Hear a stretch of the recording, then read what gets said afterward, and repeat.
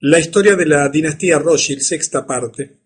Hoy vamos a cubrir este periodo muy cortito en años, de 1913 a 1921, debido a que ocurrieron tantas cosas en la historia de la humanidad en esos 8 años en relación a los intereses Rothschild, que nos va a ocupar una conferencia entera.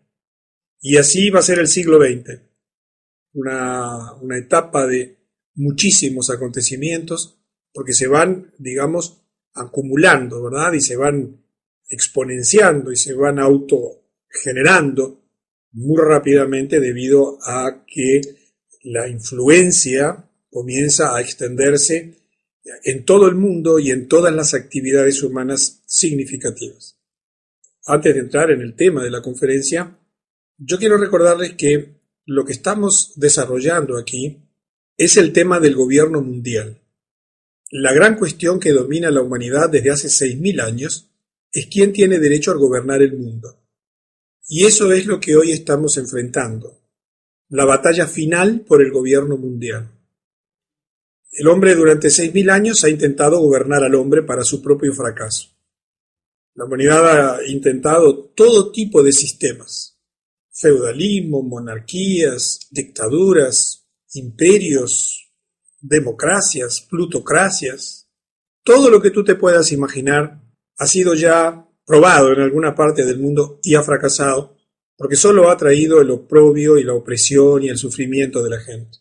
En este momento hay un último proyecto, lo único que le falta probar a la humanidad, que es el gobierno mundial, el gobierno global, es decir, un gran gobierno central que verticalmente controle todos los países y a todas las personas en el mundo. Estamos enfrentados a esta situación donde todos estamos viendo cómo nos aproximamos a un gobierno mundial, que lo vemos a diario, y hoy vamos a hablar acerca de acontecimientos del siglo XX que durante 8 años, en ese breve periodo de 1913 a 1921, nos llenó de todos los humanos de acontecimientos pasmosos. En la quinta parte habíamos culminado con un suceso absolutamente extraordinario, o con 2 sucesos.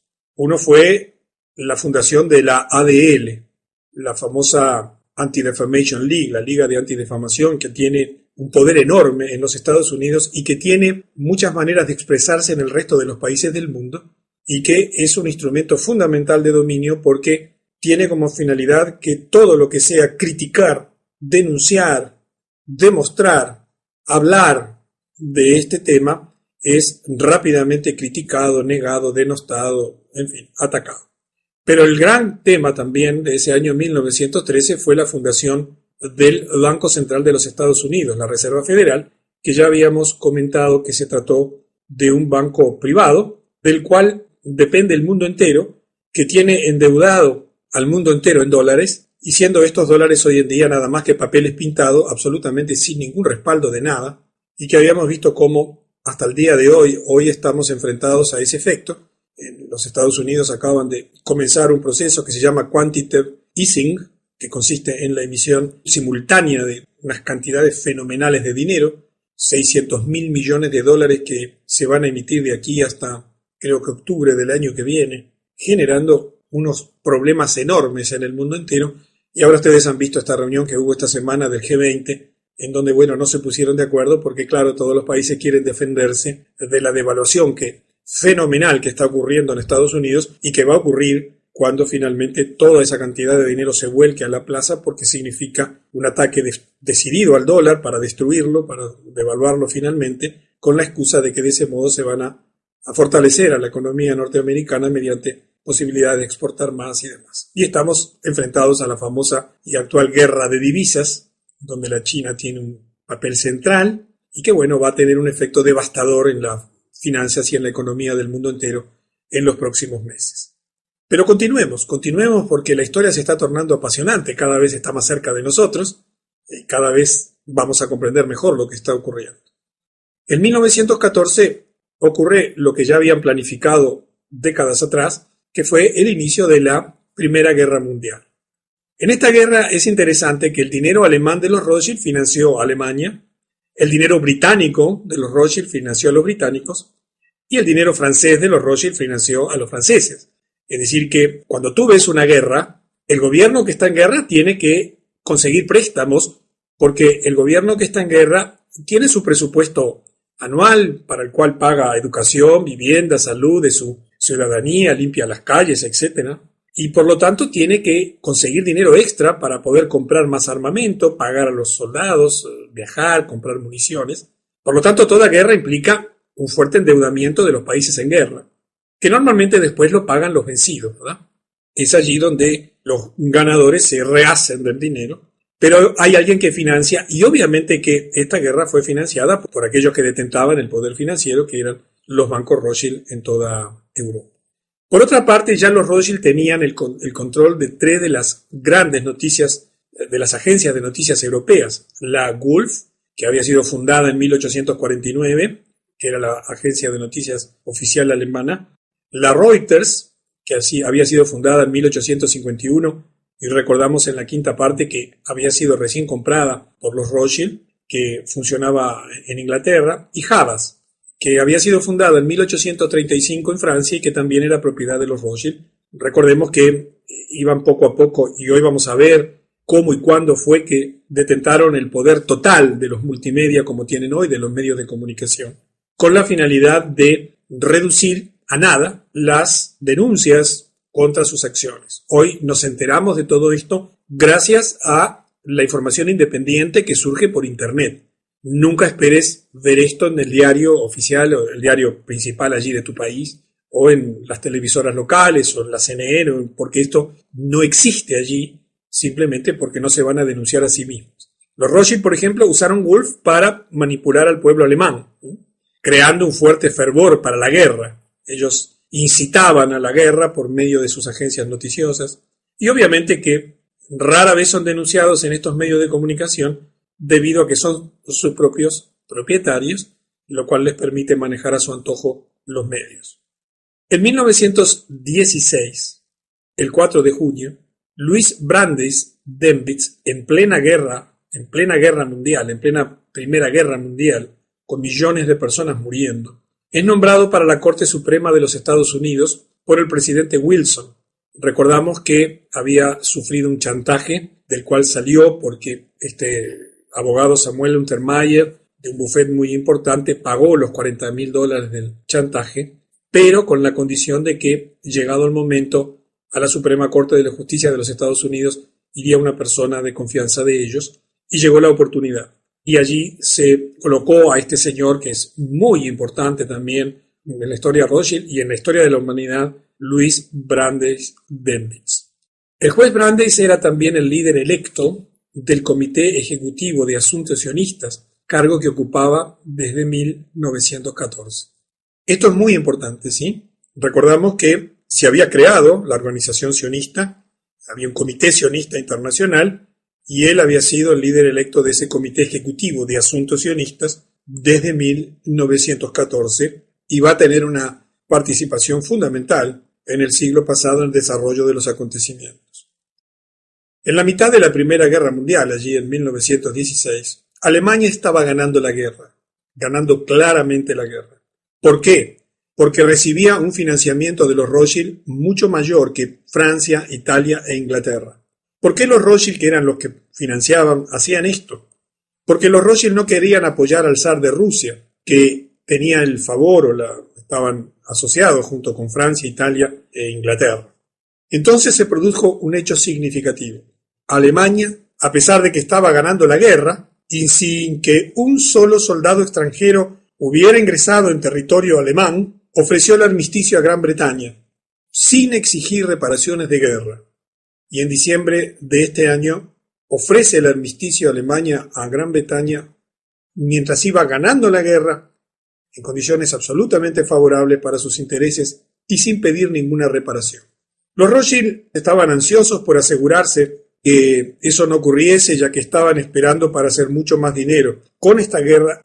Entonces, en este mismo año, mientras los británicos estaban considerando la oferta alemana, el agente Rothschild, este juez Louis Brandeis, envió una delegación sionista, recuerdan que él era el principal del Comité de Asuntos Sionistas, de los Estados Unidos a Gran Bretaña, con la promesa de involucrar a los Estados Unidos en la guerra del lado de los británicos, siempre y cuando los británicos se comprometiesen a dar la tierra de Palestina a los Rothschild.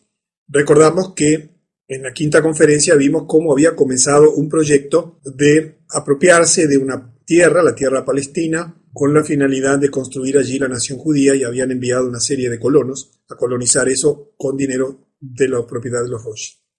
Los Rothschild querían Palestina por la siguiente razón: ellos tenían grandes intereses comerciales en Lejano Oriente, deseaban su propio estado en esa área, junto con sus propias fuerzas armadas que podrían utilizar como arma frente a cualquier estado que amenazase sus intereses. Allí tenemos la foto de Louis Brandeis, y del lado derecho una foto muy interesante. Es una foto de Louis Brandeis en Palestina en 1919, tan solo 3 años después, junto a soldados británicos y a Chaim Weizmann, que fue el primer presidente de Israel años después.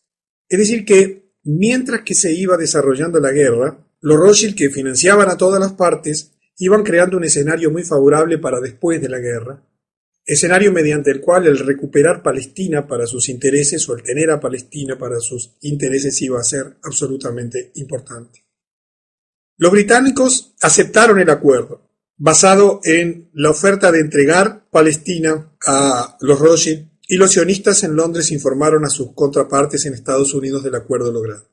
En ese momento y de repente, la prensa en Estados Unidos cambió por completo. Todos los periódicos importantes de Estados Unidos, que hasta ese momento habían sido pro-Alemania, comenzaron con encendidas piezas publicitarias en contra de Alemania. Y allí comenzó una difamación y una mentira oficial brutal, con artículos tales como que los soldados alemanes matan enfermeras de la Cruz Roja, soldados alemanes cortan manos de bebé, etc., con el fin de manipular a la opinión pública norteamericana en contra de los alemanes. Lo mismo que hacen hoy en contra de los musulmanes, o lo mismo que en su momento hicieron en contra de los japoneses. Esto es parte de las operaciones de prensa, de desinformación y de difamar a quienes a ellos se les ocurre y alterar la realidad a su antojo. Y es interesante que en ese mismo año, el presidente Woodrow Wilson, que realizaba una campaña política por la reelección bajo el lema Woodrow Wilson 1916, él nos mantendrá fuera de la guerra, allí tienen el afiche de aquella época, el afiche original, después se tuvo que retractar porque en ese mes de diciembre los alemanes y sus aliados ofrecen las condiciones para el fin de la guerra a los británicos, y mientras que Wilson prometía al electorado que no iban a ir a la guerra, porque Estados Unidos hasta ese momento no tenía parte en la guerra, tuvo que, contradecir sus propias palabras. En el siguiente año, y como resultado de la oferta alemana de paz, la maquinaria o la máquina de guerra de Rothschild se dispara en los Estados Unidos, como ya lo hemos visto. Comenzó la difusión masiva de propaganda que llevó al presidente Wilson, bajo las instrucciones de este líder sionista estadounidense y de la Corte Suprema de Justicia, Brandeis, a renegar de su promesa al electorado, metiendo a Estados Unidos en la Primera Guerra Mundial, cosa que declararon los Estados Unidos la guerra a Alemania el 6 de abril de 1917.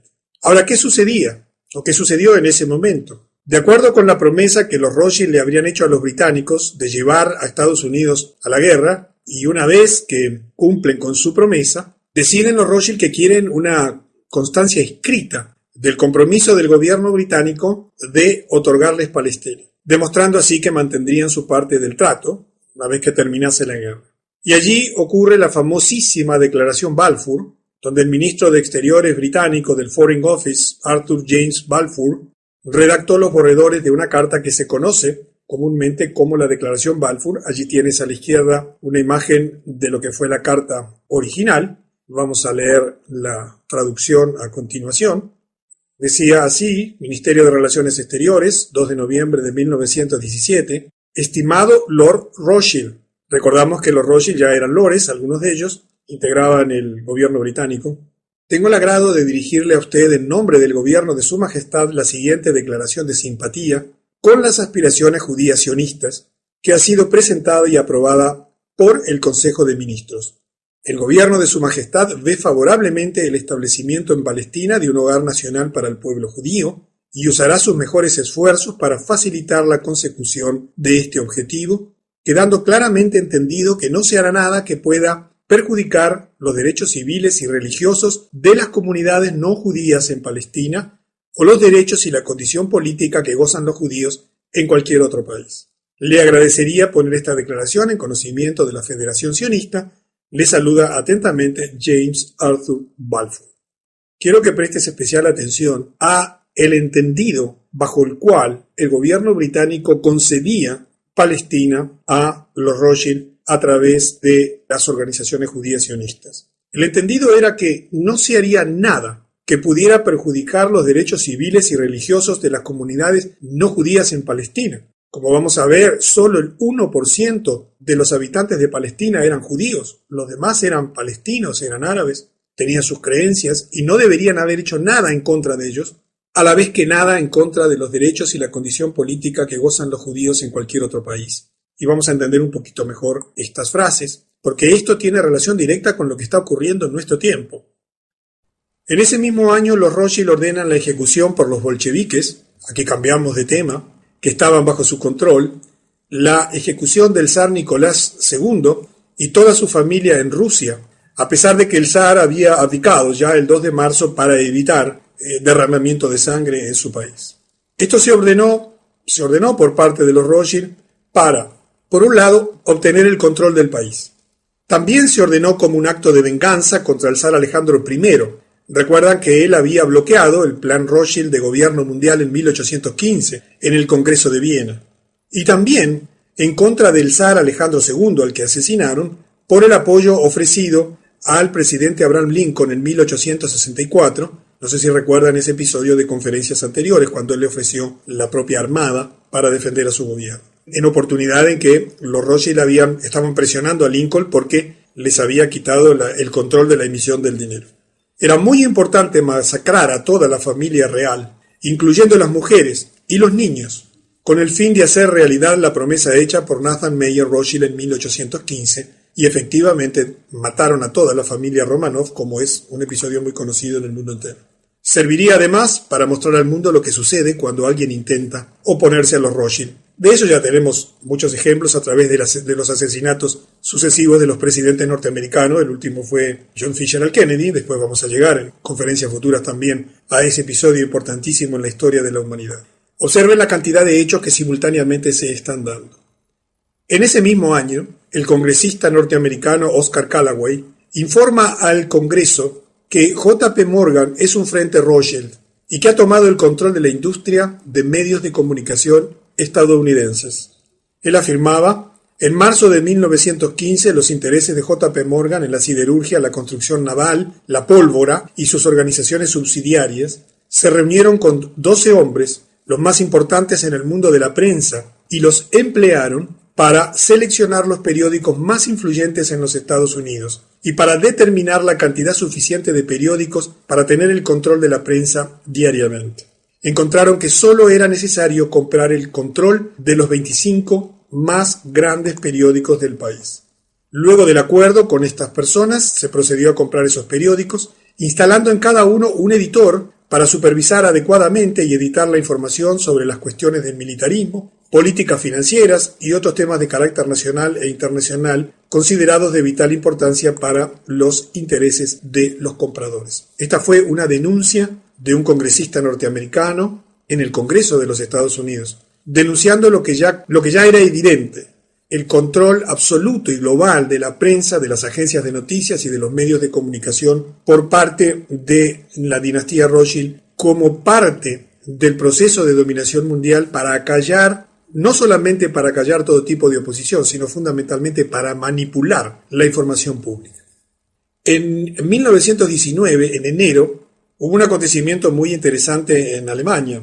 Allí Karl Liebknecht y Rosa Luxemburgo mueren en un intento de liderar a otro golpe de Estado comunista, pero esta vez en Alemania, en Berlín, financiado nuevamente por Rothschild. Allí hay 2 sellos conmemorativos de esos 2 personajes.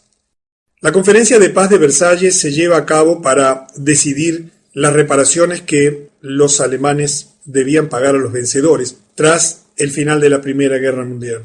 Yo no sé si ustedes están en conocimiento de las condiciones humillantes que se impuso a los alemanes y el costo brutal que debieron enfrentar porque fueron traicionados debido a la derrota que habían sufrido en la guerra y al armisticio de paz que ellos habían ofrecido. Y entonces se firma el famoso Tratado de Paz de Versalles, que significó el endeudamiento absoluto de Alemania y el contraer una deuda fenomenal en favor de los aliados. Es interesante que en ese mismo momento una delegación de 117 sionistas, encabezado por Bernard Baruch, trae a colación el tema de la promesa de Palestina para ellos. Recuerdan que la declaración Balfour había sido en 1917 y estamos ahora en 1919.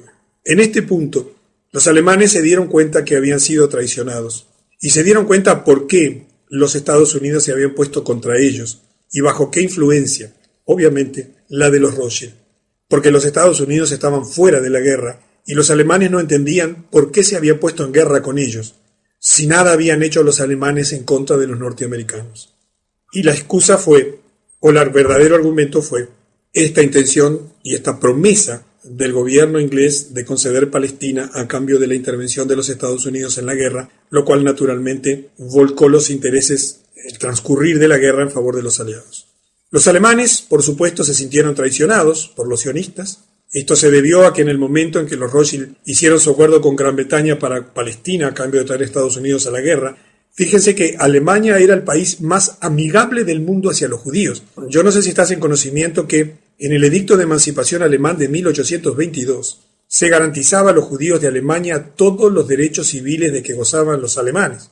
Alemania fue el único país de Europa que no impuso restricciones a los judíos, inclusive dándoles refugio, cuando tuvieron que huir de Rusia después del primer intento de golpe fallido del Estado comunista en el año 1905. Hay una historia muy extensa sobre eso. Allí tienes una ilustración sobre el tema. Es decir, que cuando vino el pogrom en 1905, allí el intento de golpe de Estado comunista en Rusia, como falló, bueno, los judíos que estaban en la avanzada de eso tuvieron que huir, y Alemania fue el único país que los aceptó sin imponerle condiciones, inclusive dándole refugio. La verdad histórica es que Alemania era un país amigo de los judíos, y se sintieron por tanto traicionados por estas organizaciones sionistas que utilizaron una herramienta más, una de las tantas estratagemas que han hecho a lo largo de la historia. A pesar de todo, los Rothschild sostuvieron la ventajosa negociación, sin importar que se había derramado la sangre de millones y que se seguiría derramando, y como resultado Palestina se confirmó como la patria judía.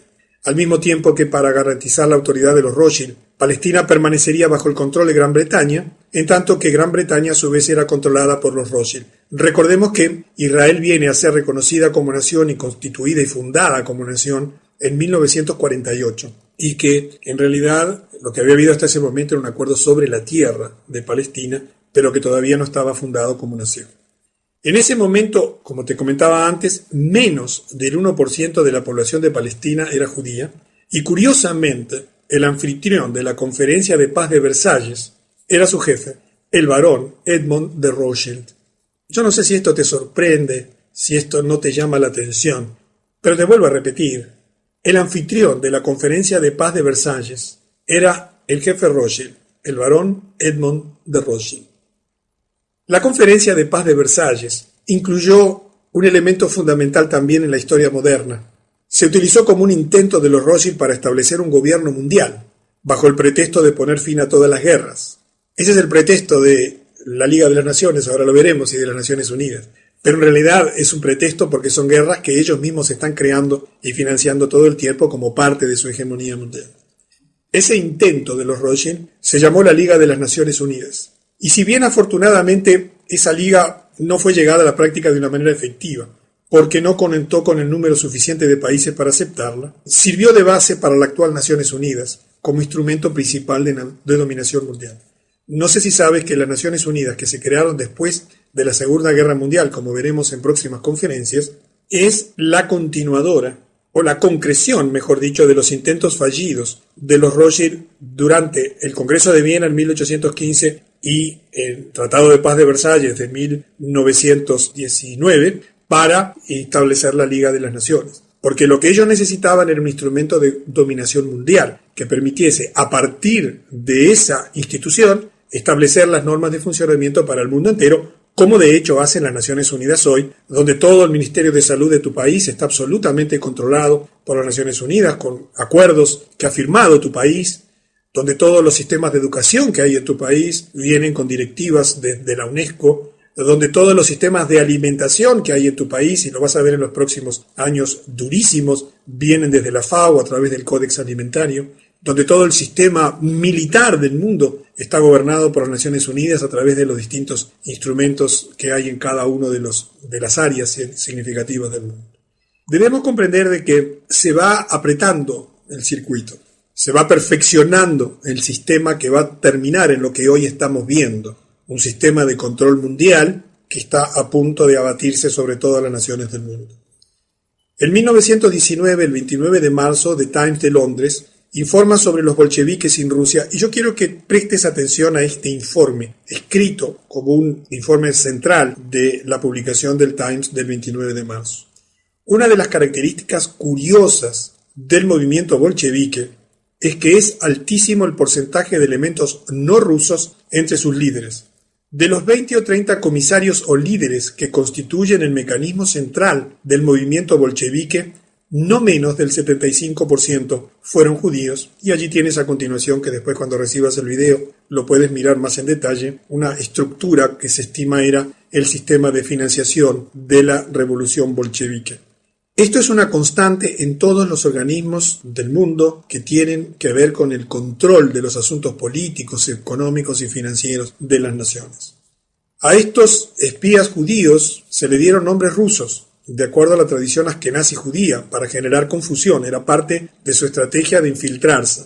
Por ejemplo, Trotsky fue miembro del primer grupo, siendo su nombre original Bronstein. Allí tienes un dibujo de Trotsky, cuyo nombre verdadero es Lev Davidovich Bronstein, nacido en Ucrania de padres rusos judíos y que fue un teórico y líder de las revoluciones de 1905 y de 1911. Estos grupos fueron enviados a todas las zonas de Rusia para incitar disturbios y rebeliones. A estos espías judíos, como dice allí, se le dio de forma oculta el nombre rusos, pero en realidad estaban ocultando nombres judíos. En 1919, a N.M. Rothschild & Sons se le adjudicó un papel permanente para fijar el precio mundial del oro cada día. Recordamos que este era el banco Rothschild en Inglaterra. Y se llevó a cabo eso en sus oficinas de la ciudad de Londres todos los días a las 11 horas, en la misma habitación hasta hace muy poquito, el año 2004, donde todos los días el precio del oro era fijado, allí existiendo actualmente otros mecanismos, pero por supuesto también dependientes de la banca Rothschild. En 1920 hay una declaración escrita de Winston Churchill muy interesante. Él escribía en un artículo en el Sunday Herald el 8 de febrero, desde los días del líder Illuminati, decía Churchill, del líder Illuminati Weishaupt, ¿recuerdan? Aquel que había sido el que escribió todos los documentos que fundaron y que explicaron el proyecto y el desenvolvimiento Illuminati, a los de Karl Marx, a los de Trotsky. Esta conspiración a nivel mundial ha estado creciendo constantemente.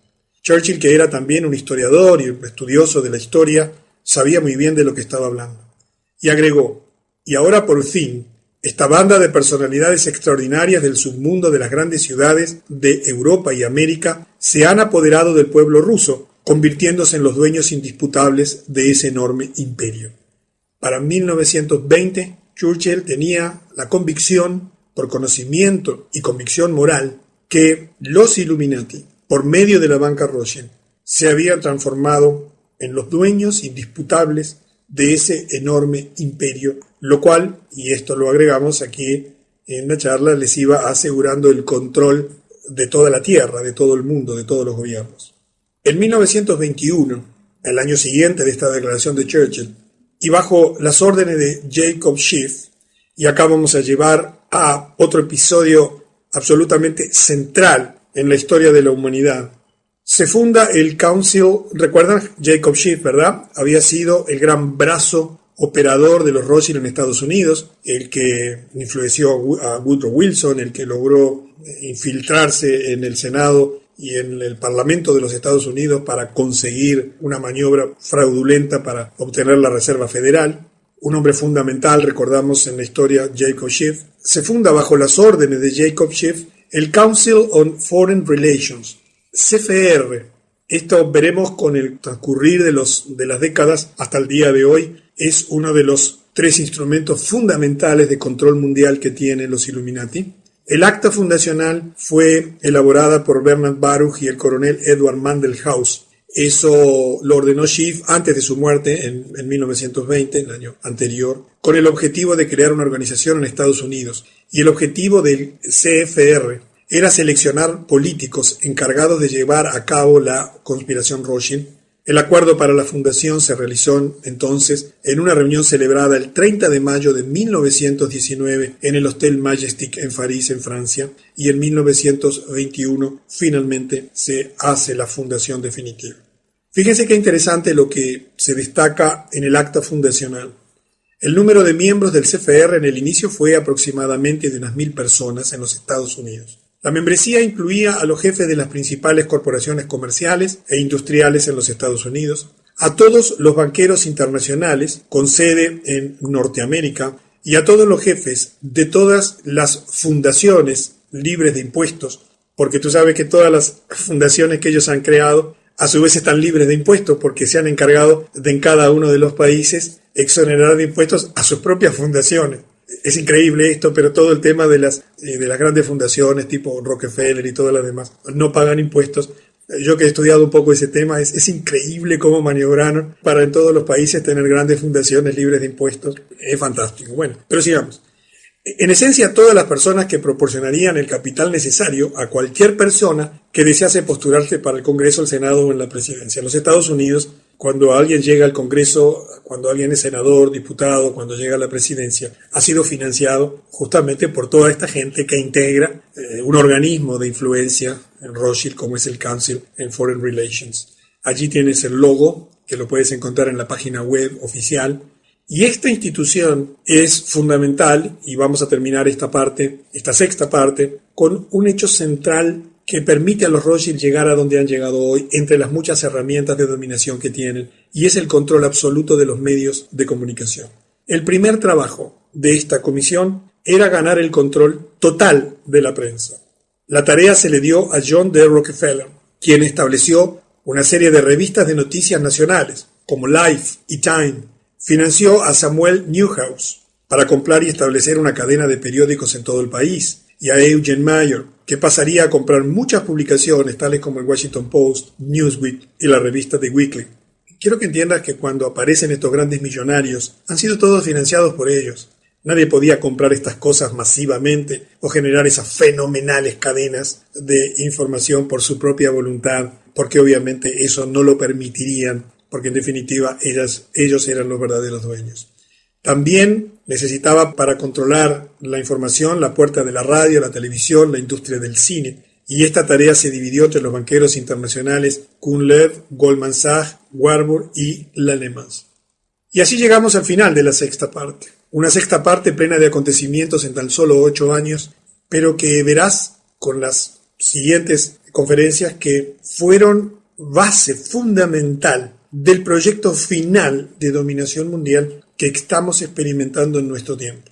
El absoluto control de los medios de comunicación, el absoluto control de todas las industrias fundamentales, el absoluto control de todos los grandes conglomerados comerciales, el absoluto control de toda la producción militar de armamentos, el absoluto control de todas las organizaciones políticas en donde se definen las decisiones importantes, Naciones Unidas hacia abajo, el absoluto control de todos los medios de financiamiento que existen en el mundo, haciendo depender a todos los países y economías del Banco Central de los Estados Unidos. Este conjunto de herramientas, en definitiva, ha llegado a nuestro tiempo bajo la forma de un sistema absolutamente opresivo y dictatorial. Y tú ves que hoy en día la puja por el gobierno mundial se centra y simboliza en la puja por una ciudad que es Jerusalén. Y vamos a hablar mucho más de esto en las próximas conferencias. Jerusalén es el lugar donde quiere instalarse el gobierno mundial, inspirado por el diablo, porque su puja es: yo soy el gobernante del mundo y me siento en tu ciudad sagrada, en la ciudad que tú le diste a tu pueblo. Y esto que puede parecer fantasioso para muchas personas afecta a tu vida. Y quiero que entiendas que todo viene fraguándose de hace mucho tiempo y por eso no se discute por una ciudad de África o por París o por Roma o por Londres o por una ciudad de Sudamérica, sino que toda la atención mundial está centrada en Jerusalén, en esa tierra, porque lo que está detrás de todo esto es un proyecto de dominación mundial religioso. Y así entonces llegamos al fin de la sexta parte de la dinastía Rothschild. Te espero en la séptima parte, donde vamos a tener nuevos y asombrosos acontecimientos en la historia moderna de la humanidad.